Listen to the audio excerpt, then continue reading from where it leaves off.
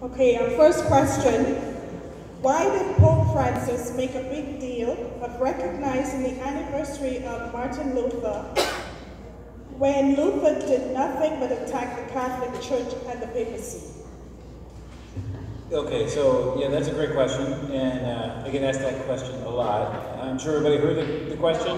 No? Okay, so the question generally is, why did Pope Francis a couple of years ago make a big deal out of acknowledging Martin Luther and the Protestant Reformation in 2017? Well, number one, the easy answer is that it was the 500th anniversary of the events at the beginning of the Protestant Revolt. So, from at least the commemorative perspective, that's one reason. I think that we also have to keep in mind that, but with Francis and his pontificate, he's focused on pastoral concerns in terms of trying to reach out. The Church has, since the Second Vatican Council, tried to be more focused on ecumenical activity in reaching out to our Protestant brothers and sisters, and trying to acknowledge certain things that occur in their community. So obviously it was a big deal for them, the 500th anniversary of Luther's revolt. So the Pope wanted to, I think from that perspective, at least just reach out pastorally to them for it.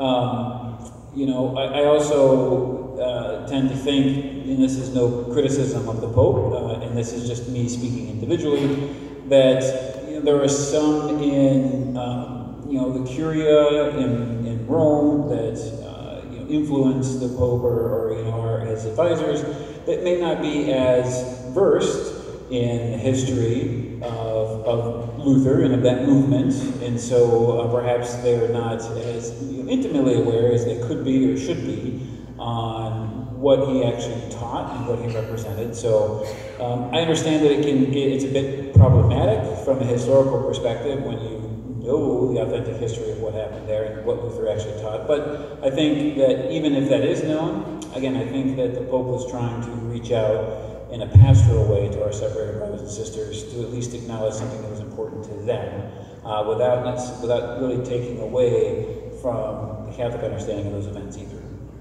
So, again, I'm not Pope Francis, I don't know exactly why he did that, but that's my surmise of why that occurred. Next question. Next question. Would you consider King Henry, that started the Anglican Church, a reformer?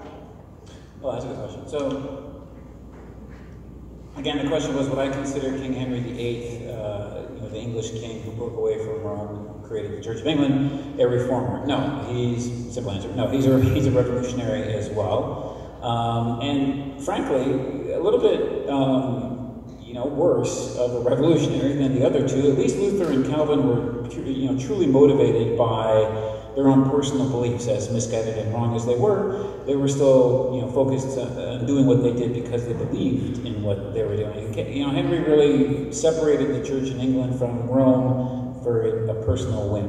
Right? He wanted to be married to somebody else. He wanted the Church to recognize his relationship with another woman as legitimate when it wasn't. And a lot of the blame, is placed on Henry, but a lot of the blame should be placed on Anne Boleyn as well, frankly, because it wasn't like Anne Boleyn was the first mistress that King Henry VIII ever had.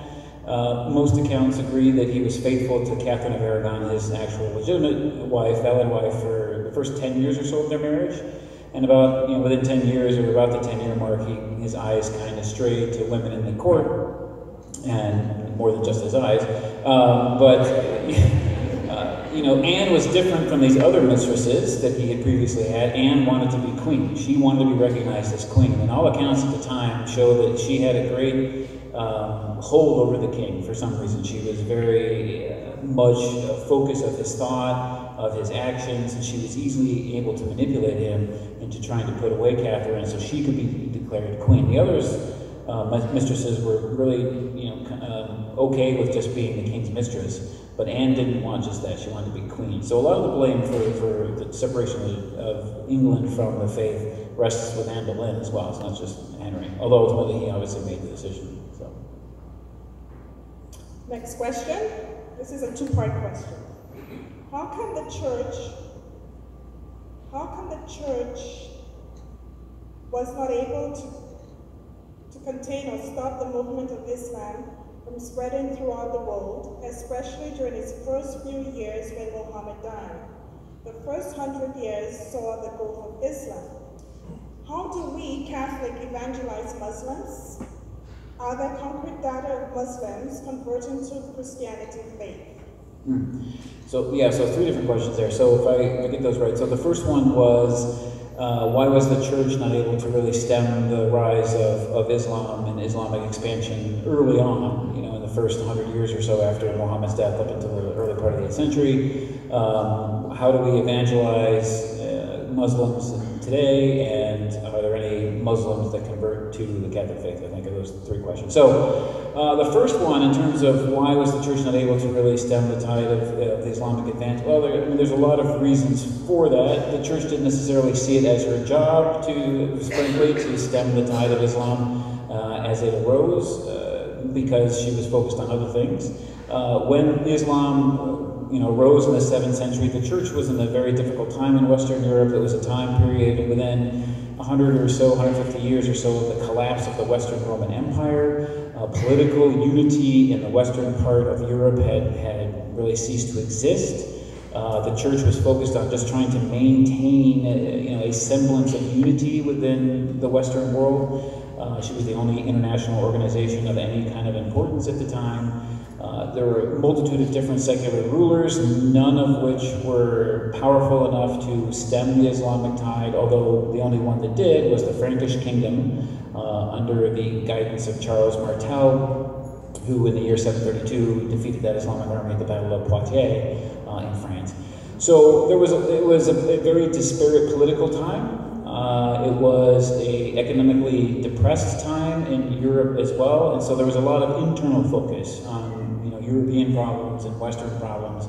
And so really there wasn't any united governmental organization that could, or even a powerful secular ruler who could have intervened in North Africa and in the Holy Land. And frankly, the Islamic advance was very, very fast. It was very, very fast, and for a multitude of different reasons. But those are all kind of a number of whys. The church couldn't address the issue at that time. And frankly, the closest political reality to deal with it was the Byzantine Empire, the Eastern Roman Empire. And they tried, to a certain extent, to stem the tide of Islam. They just were also not in a position militarily or economically or politically to deal with it effectively either. So it wasn't until you get to the 11th century where you have the conditions necessary for a unified response from the West. And even that, the unified response from the West was disparate. A crusade army was not an army that was highly organized. It was an army that was very much focused on lord and vassal. It was an army that did not have any kind of unified command structure as our armies in the modern world have. And so it was basically a bunch of warriors gathering together under their lords, going in the same direction for generally the same purpose. I mean, that was a crusade army. There was no, this guy's the leader, and we all follow him. Although the church tried to do that in later crusades, it still didn't really work. The second question in terms of how do we evangelize Muslims, well, two ways come to mind. One is knowing our faith, living our faith, and giving a good example to those around us, whether they're Muslim or not, of what it means to be a Catholic, and the joy that we have in being in a relationship with Jesus and in the fullness of his revelation in the Catholic Church and the fullness of his grace. And then prayer, frankly, is another, relying on the Holy Spirit and praying for the conversion of others, especially those who are non-Christian, and especially our Muslim brothers and sisters. It can be hard dealing with and addressing questions of faith with Muslims and Muslim apologists.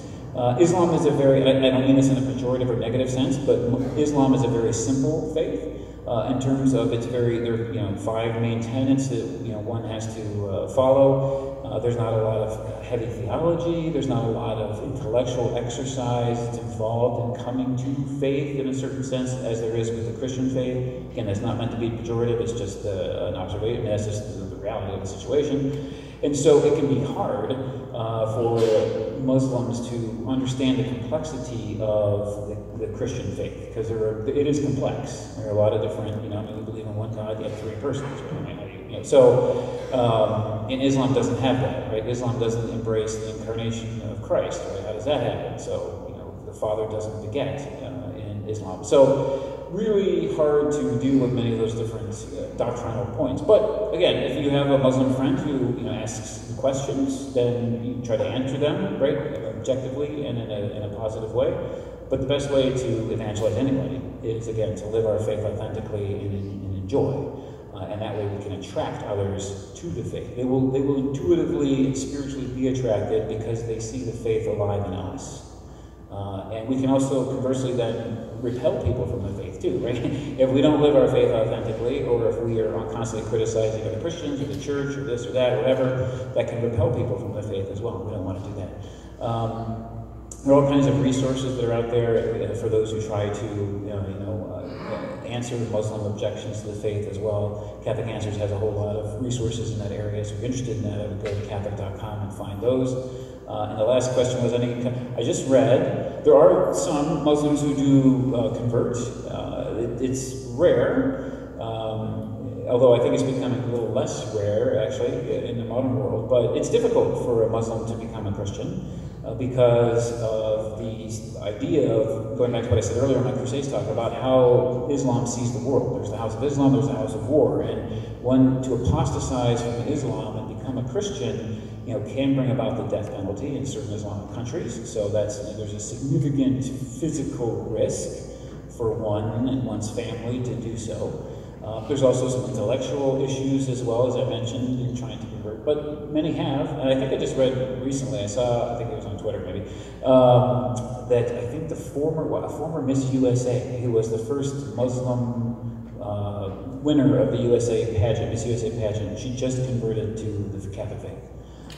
So everybody said that. So it does happen. Rare, but it does happen. So do we have time for one more? We're a little bit over. But one more? Okay. It has been said that those who do not know the history are bound to repeat it. Are we actually seeing this today? During the Crusades, were Christians being prevented to visit the Holy Land? Today, Christians are being driven out of the Holy Land. Is history repeating itself? Please comment. Yeah, that's a good question. So I don't honestly believe in the whole history repeats itself. I do believe that history rhymes, though. So there are certain themes and actions and activities that we see throughout in the historical period because, frankly, history is comprised of human beings, and we're really not that different from those who've come before us. And the problems of the world are really not as different today as we think they were, centuries ago. The only difference between those who lived centuries ago and now us is time and technology, really. I mean, that's the only difference, right? The human heart is the same, human motivations can be the same, human sin is the same, as is God's grace, right? So I don't think it repeats, but it does rhyme, and sure, there are a lot of reasons why you see a declining Christian population in the Middle East now, sadly. And it is significant, very, very significant. There's been a significant decrease in the last 100 years in indigenous Christian populations in the Holy Land, in the Middle East. And a lot of that has to do with politics, a lot of that has to do with cultural activity as well. There are organizations that are trying to maintain a Christian presence. There is a semi-religious order that it actually derives from the Crusades and from the military religious orders that grew up after the Crusades. They're known as the Knights of the Holy Sepulchre. They are a recognized religious body within the church. There are priests who are members, religious as well, but they're also mostly made up of lay members. And the whole focus of that order is to provide monetarily for a Christian presence in the Holy Land. And so that order will help to build schools, Christian schools in the Holy Land, the Middle East, and provide for that presence. So there are activities at work to try to maintain a Christian presence because it's vital, obviously, in that area. But yeah, sadly, another reason why the Christian population is decreasing is the Crusades were not successful, right? I mean, the first Crusade liberated Jerusalem, but Jerusalem was only in Christian hands, for less than 100 years before it was reconquered by Islam. And then ultimately the last Christian city, overwhelmingly Christian city in the Holy Land, the city of Acre, fell in 1291. So by the end of the 13th century, the Crusades had pretty much failed. And so that's another reason why you see the declining Christian population there. But so I do want to say that if you have any other questions, I will stay around for a little bit out in the foyer, but also you can go onto my website, again, just steveweidenkopf.com, and I have a little contact me section on that website. Please feel free to send me an email via that if you have any questions that come up. I'm happy to answer them at any time. Thank you so much. This has been a great blessing. God bless you all.